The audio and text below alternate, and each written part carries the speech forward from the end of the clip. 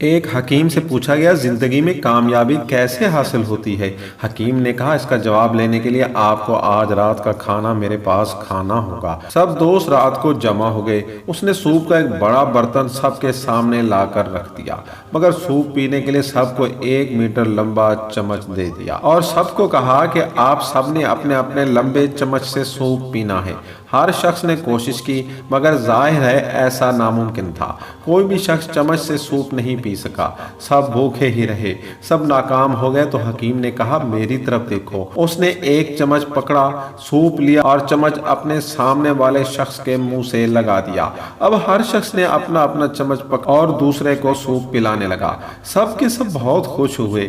Soup پینے کے بعد حکیم کھڑا ہوا اور بولا، جو شخص زندگی کے دسترخوان پر اپنا ہی پیٹ بھرنے کا فیصلہ کرتا ہے وہ بھوکا ہی رہے گا، اور جو شخص دوسروں کو کھلانے کی فکر کرے گا وہ خود کبھی بھوکا نہیں رہے گا۔